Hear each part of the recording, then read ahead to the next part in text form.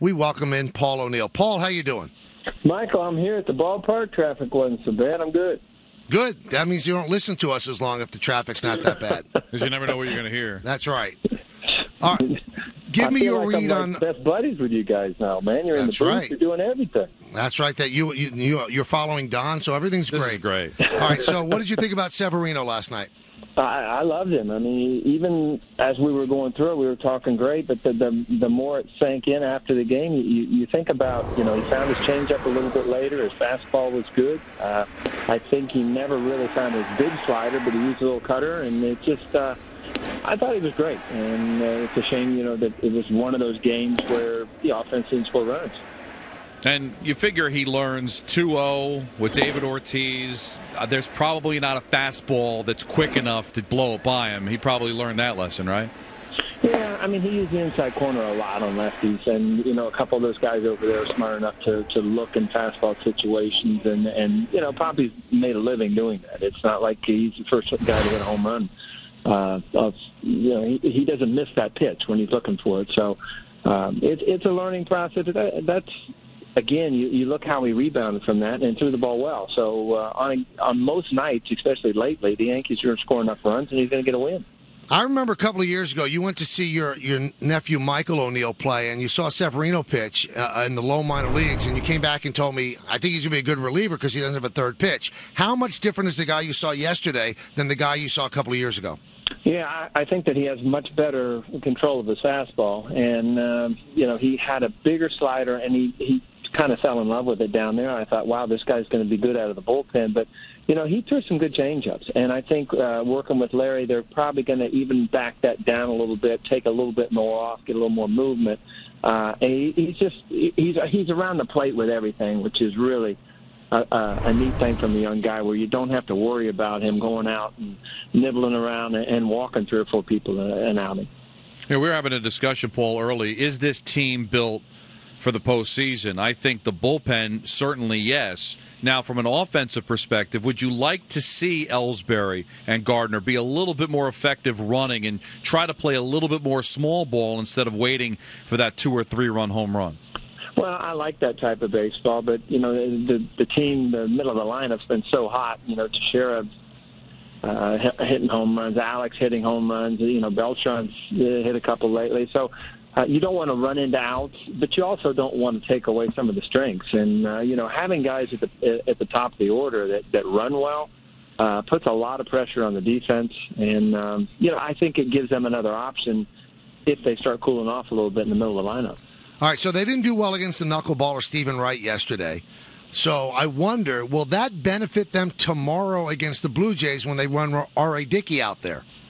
Well, R.A. Dickey throws the ball a little bit harder.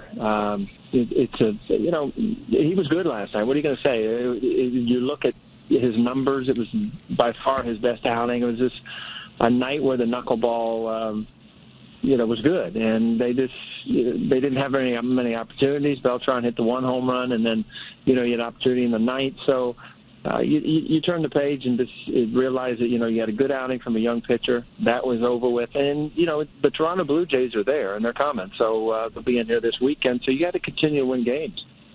Does the knuckleballer mess you up sometimes the very next day against a traditional pitcher? No, I mean a lot of people ask that question, and it's just such a weird pitch to kind of get a gauge on. I mean, you can go home literally after the game last night and don't know how you felt at the plate. And that's the thing about the knuckleball, because there's really no rhyme or reason of where the ball, there's no way to track it. I mean, sometimes it drops, sometimes it goes sideways, sometimes it stays still. And, you as a hitter, you pick up the seams, you follow where it's going to go, and that's when you're seeing the ball well. Well, a knuckleball completely takes out of your hands. Talking with Paul O'Neill. I'll be doing the game with him tonight on Yes, alongside John Flaherty. CC starts tonight. You've seen him a couple of times. His numbers are not good. Can he be an effectively good winning pitcher for the Yankees?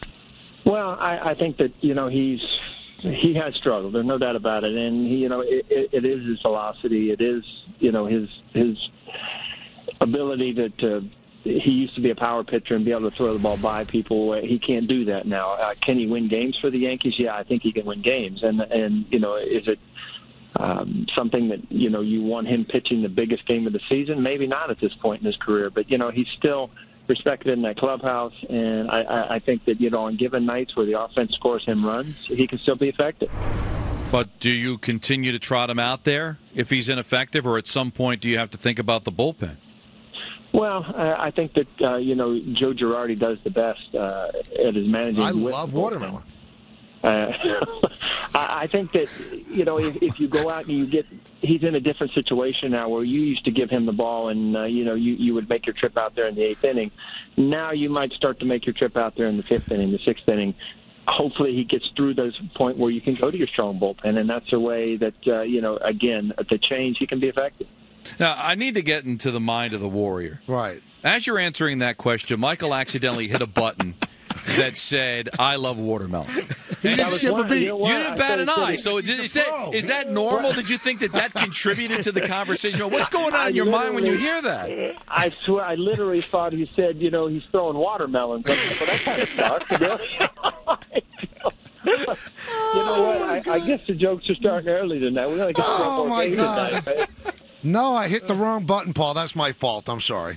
You're trying to get me off task. And you know what? Right. It's like you did. If somebody throws at your head, you just stand in there and line something the next one. All right, so final thing. This is your 6th straight game in 2 different cities. Are you ready for tonight? Are you primed? Do you feel good?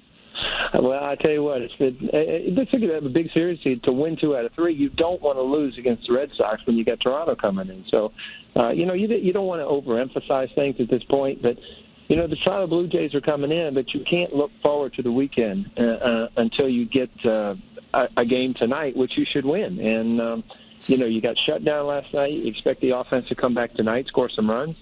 And that usually means a long game for us, Michael. Are you enjoying Don on Twitter now that you're following him? Oh, absolutely, man. Big time. You know what? I'm honored.